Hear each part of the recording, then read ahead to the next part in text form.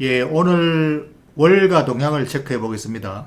월가 동향을 우리가 체크하는 건 여기서 움직이는 종목을 따라서 플레이를 하는 모멘텀 플레이 따라잡기 하려는 게 아닙니다. 대부분이 그런 플레이를 위해서 새벽부터 또는 밤새도록 미국장을 쳐다보고 있는데 실제로 따라하기 해봐야 별 소용이 없습니다.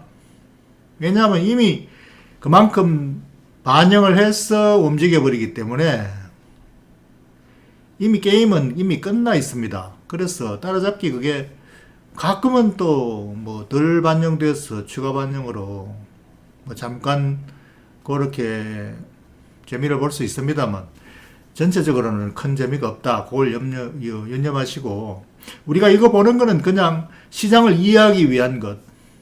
우리가 장기 투자에 필요한 어떤 이해를 위해서 보는 것이고 그게 또 공부가 되고 그러면서 점점 더 이제 능력이 커지는 거죠. 운전이 익숙해지는 것과 똑같습니다. 그래서 그걸 염두에 두시고 요걸 봐서 미리 먼저 포착해서 따라잡기 할 게 없나 이런데 초점을 또 관심을 두지 마시기 바라겠습니다. 그래서 오늘 월가로 움직인 핵심 드라이버 모멘텀은 요겁니다. 요거 사진에 나온 거 파월 의장 저런 파월 의장 재선임을 했죠. 요게 이제 시장을 보통 안도렐리라 그럽니다.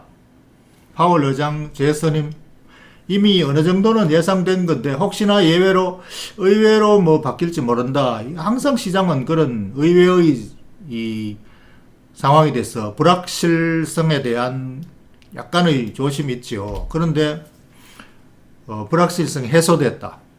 전체적으로 이런 경우에는 시장이 불확실성 해소됐다.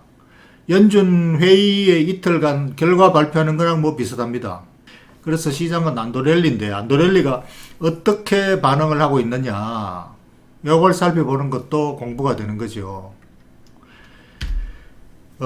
시장의 안도렐리의 특징이 금리에 나옵니다. 금리. 왜? 이 제롬 파월 의장이 하는 일이 금리를 가지고 무기가 금리죠. 그래서 금리를 가지고 전쟁을 치르기 때문에 옛날에는 이 무기를 가지고 인플레이션 파이트라 그랬습니다. 주로 금리 인상에 관심 있고 물가 상승할 때 금리 인상을 해서 억누르고 속도 조절하는 이 목적이 있는데 금융위기 이후에는 금리의 목적이 그 인플레이션 파이팅뿐 아니라 경기 부양 목적이 반대의 목적 이 디플레이션 파이터로서 역할도 더 부각이 됐습니다. 옛날에는 인플레이션 파이터만 했는데 이제는 디플레이션까지 파이터한다. 그래서 그게 이제 역할이 더 커지고 중요해졌습니다. 그래서 세계 경제 대통령이라 그러죠. 그래서 그게 지금 10년물 국채 시장금리에 딱 반영이 돼서 나오는 게 이 사람이 다시 수장을 맡음으로써 기존의 정책이 더 확실해졌다. 그래서 금리가 살짝 올라가는 거. 이건 다 알고 있는 건데, 살짝 올라가서 기존의 이 사람의 노선을 확인시켜주는 거. 시장의 반응이죠. 그래서 테이퍼링 플러스 금리 인상 예비 조치로 테이퍼링을 먼저 하고, 그 다음에 이제 금리 인상을 하는데, 요즘 인플레이션이 조금씩 강화돼서 일시적이라 그랬던 인플레이션이 상당히 길어진다 자꾸. 그래서 금리 인상 시기도 좀 더 빨라질 것이다. 이런 것들이 반영돼 가지고 금리 인상이 가까워진다. 이런 반응이 금리 상승으로 이렇게 나타나고 있습니다. 그래서 요게 이제 이렇게 나타나 요 대표 지표가 다른 섹터에 파급해서 움직이는 파급 영향을 주는 거. 이게 이제 오늘 전체 영향이죠. 요 핵심 지표가 시장을 어떻게 움직였나. 이 금리 상승은 달러 강세를 유발하죠. 금리가 올라가면 그 나라 통화 가치가 올라가는 거니까. 그래서 달러 강세가 되면 금값 하락이에요. 자동으로 이거는 달러 약세면 금값 상승, 달러 강세면 금값 하락. 이 자동으로 연계되어 있습니다. 이 뒤에 논리 구조는 뭐 통화량이 늘어나니까 그거에 따라서 금값이 오르고, 그러면 통화량 늘어날 때는 또 그 달러 약세가 되고, 또 통화량 줄이면 달러 강세가 되고, 금리 올라가고, 금은 또 하락한다. 이런 이제 뭐 고리가, 그런 것들은 전문가들이 해석하기 위해서 하는 거고, 우리가 알고 있는 거는 그냥 이렇게만 기계적으로 알고 있으면 되는 거죠. 그래서 금값이 앞으로 그러면 어떻게 될 거냐. 오늘 2.48% 떨어져서 많이 떨어졌네. 그럼 앞으로 이제 본격적으로 떨어지나? 이런 거하고 상관없어요. 이건 오늘 시장에서 이러한 금리의 동향에 따라서 이렇게 작용하는 것이지, 기계적으로 작용했을 뿐이에요. 물론 기본적으로는 이제 뭐 통화량 환수 테이퍼링 플러스 금리 인상이 되면 당연히 통화량이 줄어드니까 금값은 반대로 떨어지겠죠. 근데 그러한 논리들이 뭐 작용할 때만 잠깐 작용했다가 다시 또 기본적으로 워낙 통화량이 많이 풀려 있으니까, 이동 통화가 많으니까 가짜 돈이 그러니까 진짜 돈이라 그러면, 금을 진짜 돈이라 그러면은 가짜 돈이 많으면은 또 그 돈이 많기 때문에 금값이 올라가게 돼 있다고 그러 갖다 붙이면 또 그렇게 돼요. 그러나 지금 이런 논리적 구조가 오늘 작용하기 때문에 이렇게 반응을 한다. 그렇다고 해서 앞으로 지속적으로 이제 금리도 올라가고 테이퍼링 강화되고 하니까 금값은 계속 떨어지겠네. 이것은 논리적인 구조는 그럴싸하지만 시장에서는 현실은 또 그렇지 않아요. 그래서 그런 것들을 이해를 하시면 되겠습니다. 그 다음 비트코인도 마찬가지로 오늘 많이 떨어졌는데, 이것도 역시 요새는 비트코인이 대체금, 진짜 금이다. 이게 진짜 금이다. 그러니까 금값 움직이는 거하고 비슷하게 같이 따라 움직이는 거죠. 그러니까 금리 상승, 달러 강세가 비트코인도 금값 하락 이꼴 비트코인 하락, 뭐 이렇게 이런 식으로. 비트코인 이렇게 보니까 원래 연중 차트 보니까 또 쌍봉 그렸네. 쌍봉. 이걸 차트쟁이들은 쌍봉 그렸으니까 또 더 떨어진다 이렇게 또 뭐 주장할 수도 있습니다. 그러나 이것도 일시적인 거예요. 이 외에 변수가 워낙 많아가지고, 메타버스 하면 또 비트코인 강세. 그래서 이러한 것들은 이런 연결고리가 있다라는 것만 이해하고, 이 연결고리가 전체를 설명한다, 모든 것을 설명한다, 아니에요. 그러니까 그래서 시장이 복잡하고 어려운 거예요. 단순한 이런 독립 변수끼리만 딱 연결되고 움직이면 얼마나 쉽겠습니까? 그죠?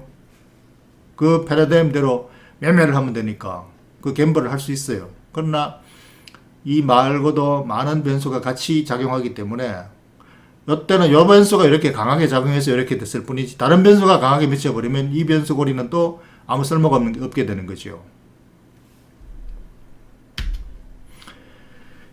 그래서 오늘 금리가 또 작용하는 영역이 하나 있죠. 바로 은행주입니다. 그래서 금리 상승의 기계적인 이 연결고리가 금융주 상승, 은행주 상승이죠. 그래서 은행주는 앞으로 금리 상승 흐름은 지속적이죠. 지속적. 이 상승 흐름은 변동성이 있지만 지속적이란 말입니다.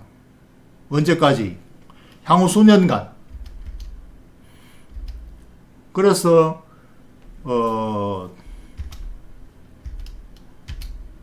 이 JP 모간, 요 금리 하기 전에 그보다 먼저 가는 게 있네. 골드만삭스 증권 투자은행들이 왜 올라가나? 이것도 금리하고는 연관이 돼 있고 금리의 수혜주이긴 하지만, 그보다 먼저 시장의 안도랠리,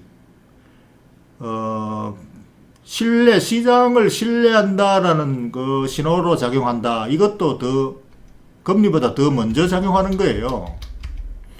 이 사람에 대한 불확실성 해소가 시장의 신뢰고, 이 시장의 안도랠리가 정권주, 투자은행주에 긍정적이죠. 주식시장, 자본시장이 장기 안정적으로 흘러간다라는 신호죠. 그러니까 이게 투자은행이 먼저 움직인 투자은행이 은행주보다. 그러니까 상업은행보다 투자은행이 먼저 가는 이유가 시장 전체에 대한 대표다. 자본시장, 주식시장 전체가 긍정적이다 이거죠. 그 다음에 이제 더 세부적으로 가서 금리 수혜가 있는 상업은행까지. 물론 JP모간은 지주회사죠. 상업은행, 투자은행 같이 가지고 있지만, 그래서 이 상업은행까지도 다 금리 인상 수혜 주니까 이러한 흐름이 정상 궤도로 이렇게 그 주가는 들락날락 하는 건데 이게 이제 트레이딩에 의해서 차익 실현하고 또 저가 매수하고 이런 시장의 매일매일 거래에 의해서 가니까 이렇게 톱날처럼 이렇게 해서 가는 거지. 전체 큰 흐름은 우상향으로 가는 것이 바로 오늘 이 파월 의장의 재선임을 계기로 시장이 확인시켜 주는 거죠. 그래서 우리가 그걸 이해를 하고 앞으로도 시장에 대한 밑바탕으로 우리가 활용을 하는 거죠.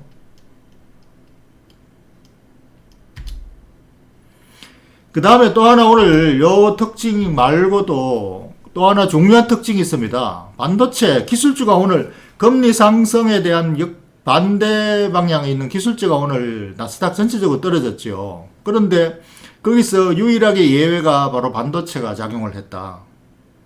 그것도 반도체 중에서도 제조 반도체, 메모리 반도체 이쪽으로 오늘 어제에 이어서 어제 강하게 반등했는데 오늘 추가적으로 더 반등했다. 이게 상당히 예외적으로 의미가 있다고 봅니다. 그래서 이것은 앞으로 파월 의장이 경기를 잘 컨트롤해서 경기 회복 위드 코로나 상황이 긍정적으로 흐를 것 같다라는 것을 의미하는 그런 의미를 부여할 수가 있겠다라는 생각이에요.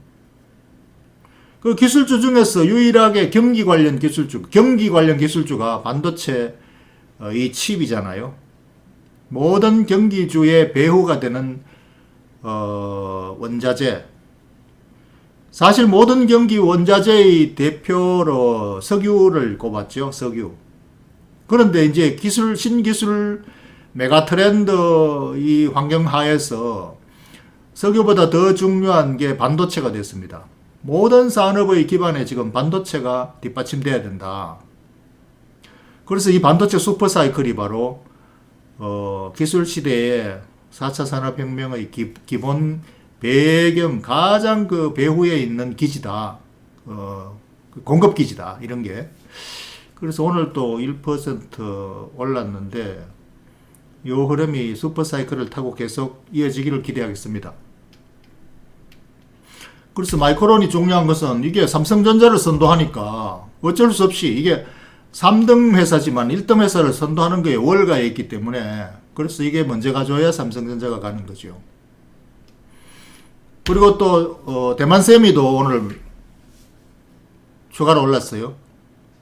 대만세미가 지금 이 차트 보시면 원래 연초 최고점 꺾인 거 말고 원래 연중 박스권 매매 흐름에서 상단 돌파를 시도하고 있죠. 그러니까 이 상단 돌파를 뚫으려고 열심히 지금 애를 쓰고 있는 모습을 비유를 하자면 보여주는 것 같아요. 요 점선 지금 올 박스권 연중 상단이란 말입니다. 요걸 뚫고 나면은 굉장히 매물벽이 없기 때문에 빨리 140달러까지 바로 올라갈 수 있어요. 그래서 이게 다 긍정적이에요. 삼성전자에. 그래서 오늘 또 글로벌 파운드리카는 이거 얼마 전에 며칠 전에 상장한 건데 이거 미국에 지금 제조 공장이 하나도 없다 보니까 우리도 제조하자에서 급주한 회사잖아요. 글로벌 파운드리 제조하려고. 대만세미가 대만에 있으니까 미국에 언제 투자를 해주나 뭐 세월 걸리니까 우리가 빨리 급조해서 만들자. 이거 지금 공장만 만들어 놓고 아주 하나도 생산도 못하고 있는데 이게 지금 급등한단 말이에요. 이것까지. 얼마나 반도체가 지금 아쉬우면 마이크론이 계속 끌어주면은 삼성전자는 이제 따라서 가게 돼 있다. 그래서 지금 반도체 사이클은 작은 사이클 반등을 기다리고 있다가 드디어 이제 바닥을 친 것 같아요. 반등이 계속 이어지고 있고 전체 슈퍼 사이클 속에서 가는 거기 때문에 우리가 전체 슈퍼 사이클에 대한 믿음이 있으면 이 작은 사이클의 이 하락과 바닥 이거에 대해서 그렇게 초조하거나 조바심을 낼 필요가 없다. 요걸 요번에 다시 한번 확인시켜주는 계기가 되지 않을까 기대해 보겠습니다.